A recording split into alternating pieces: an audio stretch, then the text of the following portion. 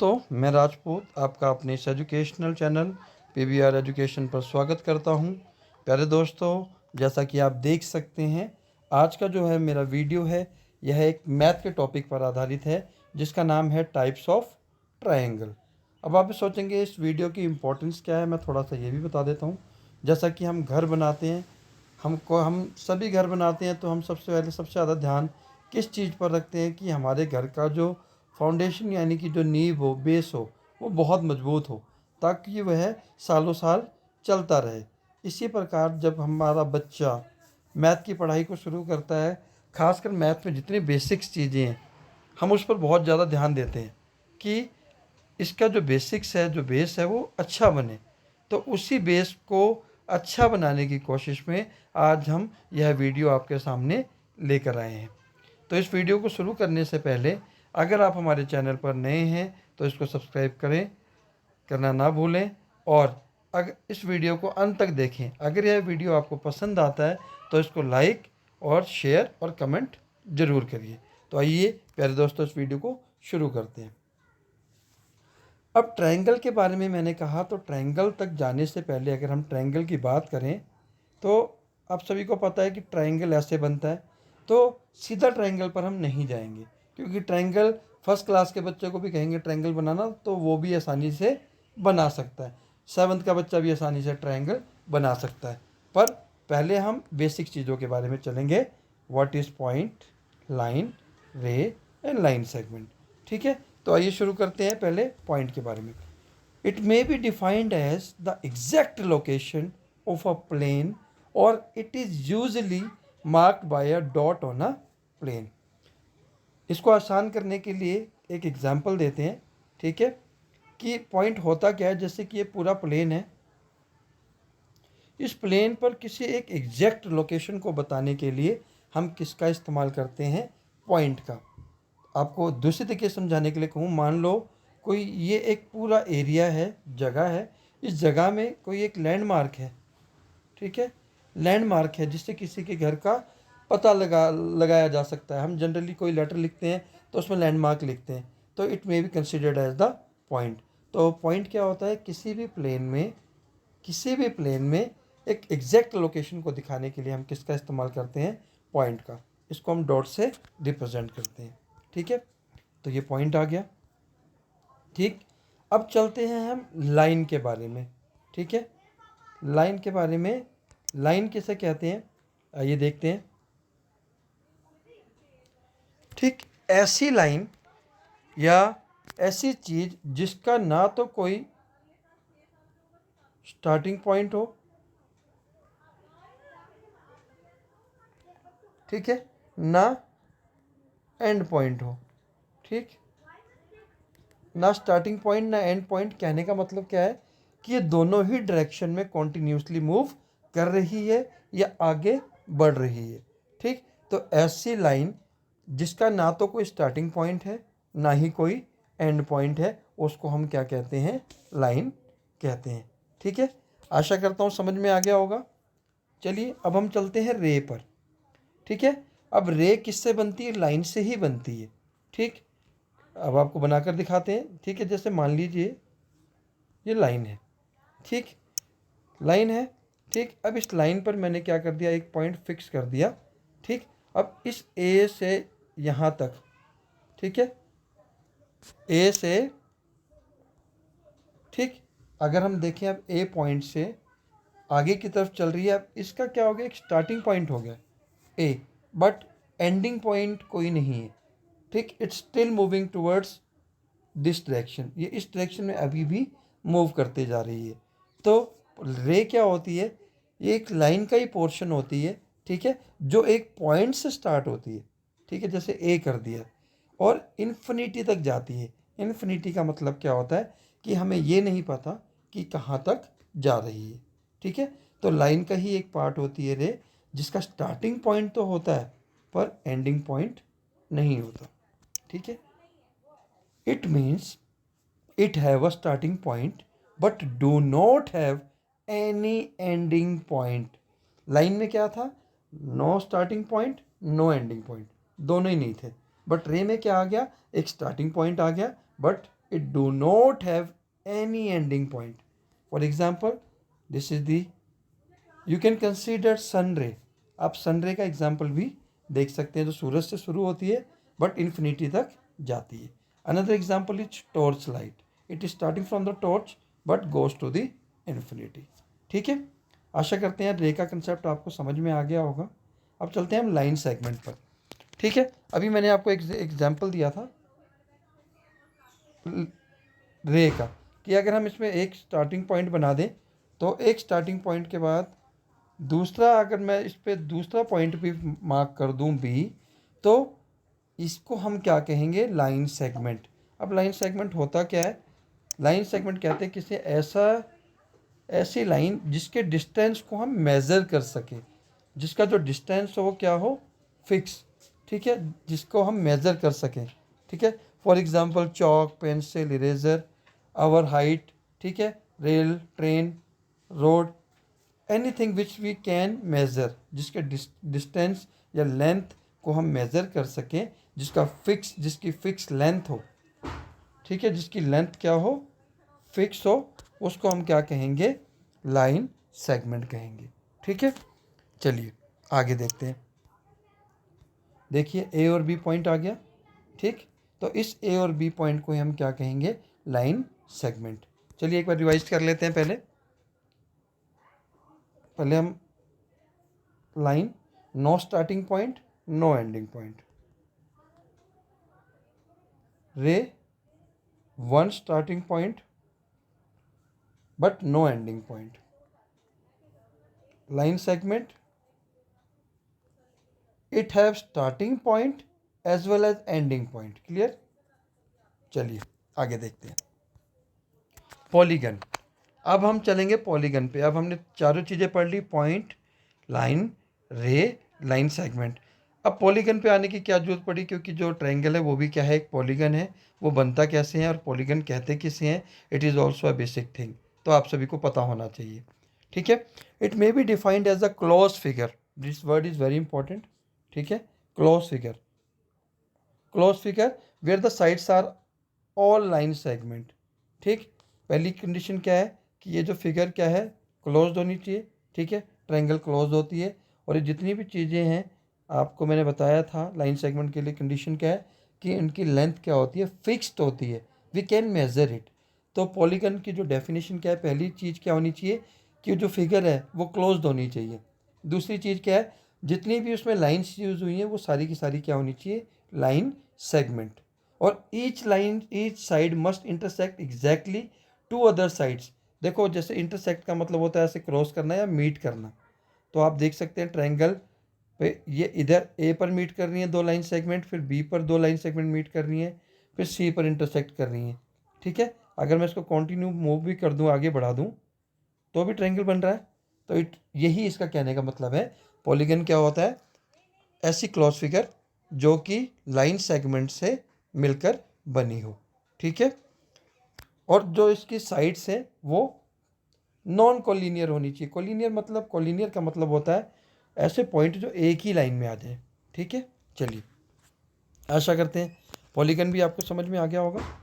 तो ये एक एग्जांपल है पॉलीगन का आपके सामने, रेक्टेंगल. ठीक है, रेक्टेंगल में आप ध्यान से देख सकते हैं सारी की सारी कंडीशन आ रही हैं. क्लोज फिगर है और लाइन सेगमेंट से मिलकर बना है. एक एग्जांपल देता हूँ, हमारा टेलीविज़न की हम लेंथ और ब्रेड्थ दोनों मेज़र कर सकते हैं. तो लेंथ मेज़र हो गई.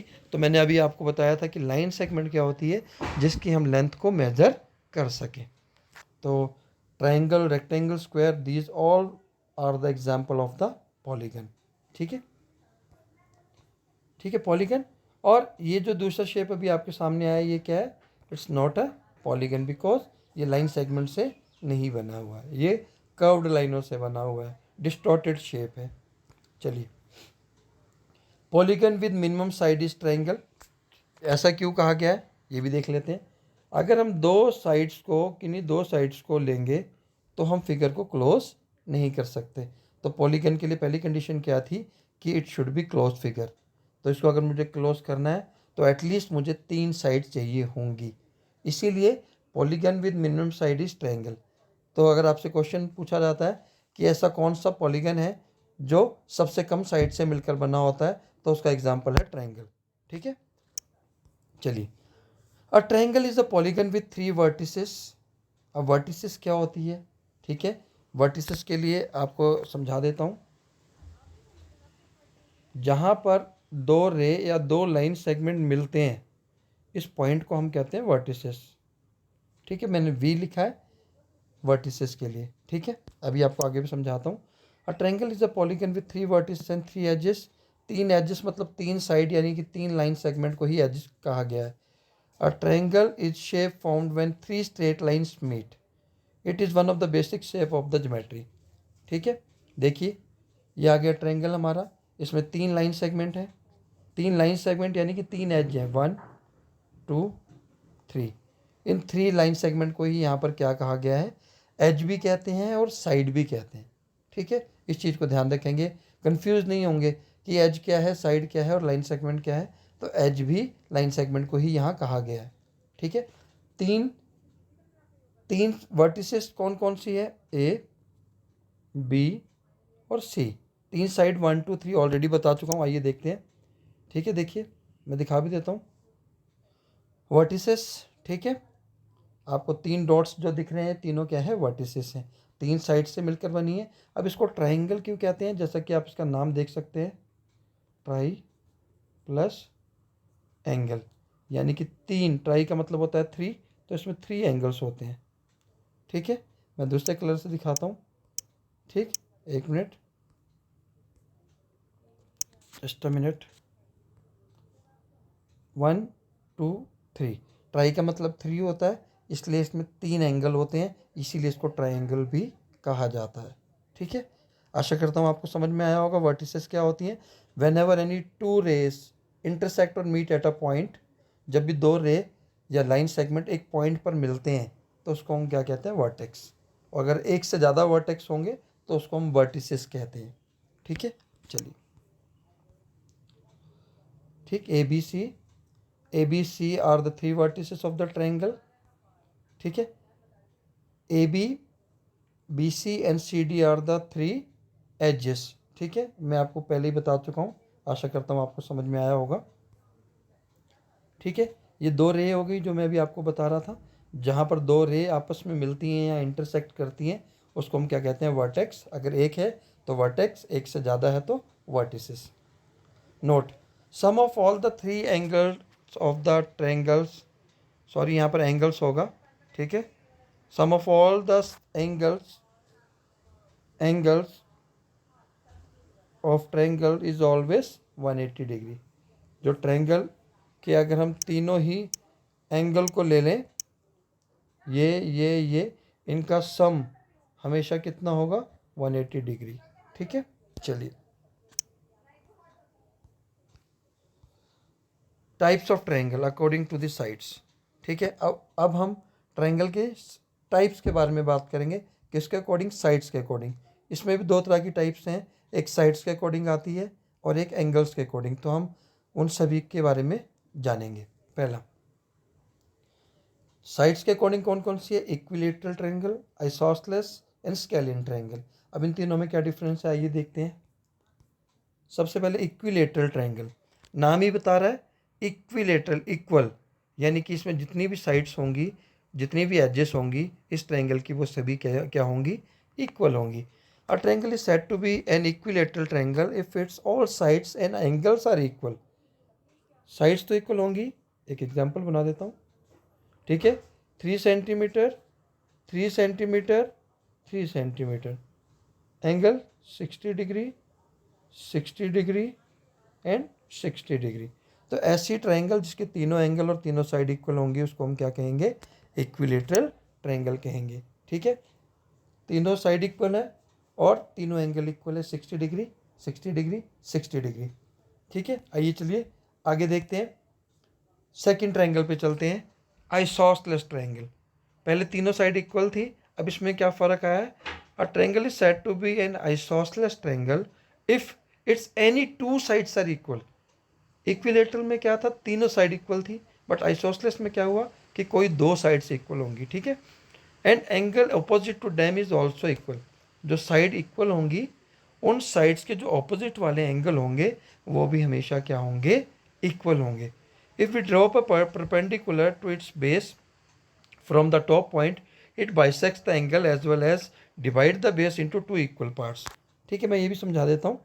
जैसे कि आइसोसेलेस ट्रायंगल है, ठीक है, अब ये जो दो सिंगल लाइन है ये रिप्रेजेंट कर रही है कि ये दोनों जो लाइन्स है वो इक्वल है। ठीक है, अगर ये थर्ड इक्वल नहीं है तो इसको दो लाइन से हम रिप्रेजेंट करते हैं। इसका मतलब है कि ये दो साइड्स इक्वल हैं, ई डी और ई सी या ई बी। ठीक है, ये इक्वल है। ठीक, अगली चीज़ अगर हम देखेंगे, मैंने कहा था ऑपोजिट साइड के जो ऑपोजिट वाली जो साइड इक्वल हैं उसके जो ऑपोजिट एंगल है वो भी इक्वल होंगे।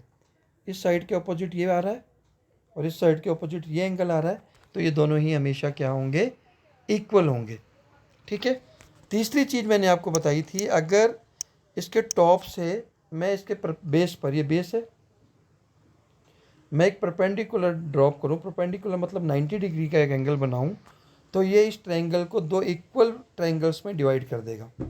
ठीक है, ये जो मैंने परपेंडिकुलर ड्रॉ किया है, 90 डिग्री का एंगल टॉप से बनाया है, ये इक्विलेटरल आइसोसेलेस ट्रायंगल को दो इक्वल ट्रायंगल्स में डिवाइड कर देगा। और आप ऐसा भी कह सकते हैं कि दो राइट एंगल ट्रायंगल में डिवाइड कर देगा, और इसका बेस वो भी इक्वली डिवाइड हो जाएगा। सपोज करिए बेस इसका 4 सेंटीमीटर था पहले, और परपेंडिकुलर बनाने के बाद दोनों बेस कितने के हो जाएंगे, 2 सेंटीमीटर के हो जाएंगे। परपेंडिकुलर ड्रॉप करते ही बेस भी इक्वली डिवाइड हो जाएगा। ठीक है, चलिए now third one, scalene triangle. A triangle is said to be scalene if its none of sides are equal in length or every angle have different measurement. Simple. ठीक है, तीनों ही side equal नहीं होंगी, मतलब तीनों ही साइड्स का जो dimension होगा, जो मेजरमेंट होगा, डिफरेंट होगा। For example 3 centimetre, 4 centimetre, 5 centimetre, इसलिए यहाँ पर 1 लाइन 2 3 तीनों डिफरेंट है। ठीक है, और जो इनके एंगल का मेजरमेंट होगा तीनों का, वो भी क्या होगा, डिफरेंट होगा। बट तीनों का सम कितना आना चाहिए, 180 डिग्री। मैंने पहले ही बताया कि जो ट्रायंगल है उसके तीनों एंगल्स का जो सम होता है वो कितना होना चाहिए, 180 डिग्री। ठीक है, चलिए types of triangle according to the angles. अब एंगल कौन कौन से होते हैं, पहला acute,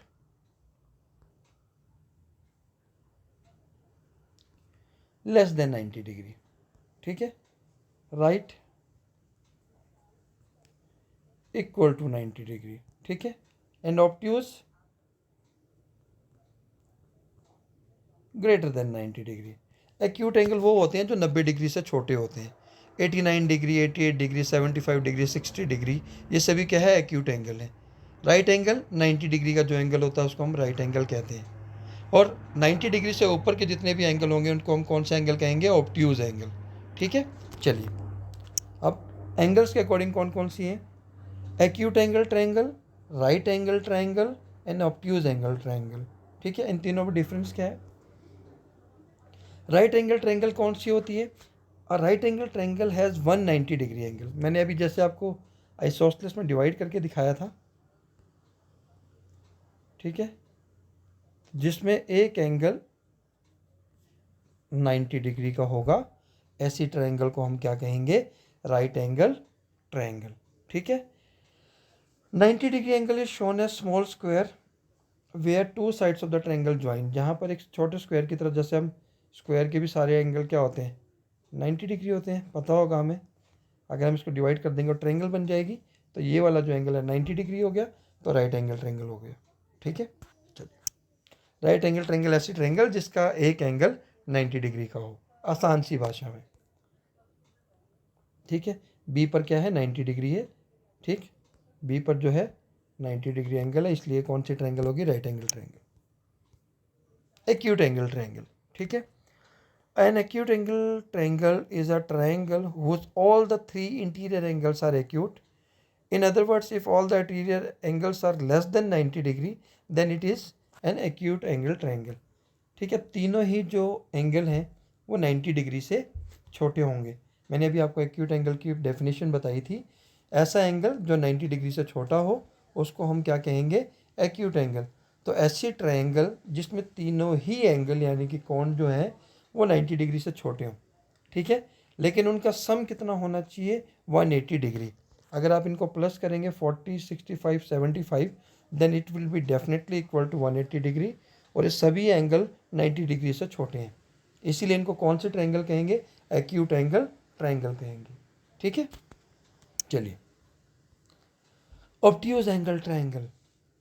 Obtuse angle, and obtuse triangle has a 3 different angles with one angle greater than 90 degree. मैंने आपको पहले ही बताया obtuse angle कौन सा होता है, which is 90 greater than 90 degree but less than 180 degree. ठीक है, तो ऐसी ट्रायंगल जिसमें एक एंगल 90 डिग्री से बड़ा हो, ठीक है, उसको हम क्या कहेंगे? Obtuse angle triangle. For example, this is a triangle obtuse in which angle T S T U is 120 degree. ठीक है, तो बाकी दो एंगल मिलाकर कितना होना चाहिए? 60 डिग्री होना चाहिए, क्योंकि तीनों का जो सम होगा वो कितना होना चाहिए? 180 डिग्री। यानी कि जो बाकी दो एंगल बचे वो उन दोनों का सम कितना हो गया? 60 डिग्री। ठीक है, चलिए summary. Types of triangles classified by angles: acute angle, all the angles measure less than 90 degree. Right angle, one angle measures exactly 90 degree. Obtuse triangle, one angle measures more than 90 degree. Yeah, this was according to angles. Bisides equilateral triangle, all three sides have the same length, तीनों side equal होंगी. Isosceles, at least two sides have the same length. Done. And scalene triangle, all three sides have different lengths. ठीक है, तो this was the summary. Hope you enjoyed the video. आपको समझ में आया होगा, इसमें काफ़ी सारी बेसिक्स चीज़ें थी। और अगर अभी तक आपने हमारे इस चैनल को सब्सक्राइब नहीं किया है, प्लीज़ सब्सक्राइब कर लीजिए। हमारे इस वीडियो को लाइक करिए, आपके लाइक से हमें बहुत मोटिवेशन मिलता है ताकि हम नए नए वीडियो जल्दी से जल्दी लेकर आएँ। और अगर आपको अच्छा लगा वीडियो तो उसको शेयर और कमेंट करना ना भूलिए। आपके कमेंट हमें आगे बढ़ने की प्रेरणा देते हैं। तो दोस्तों, थैंक यू, धन्यवाद, जय हिंद, जय भारत।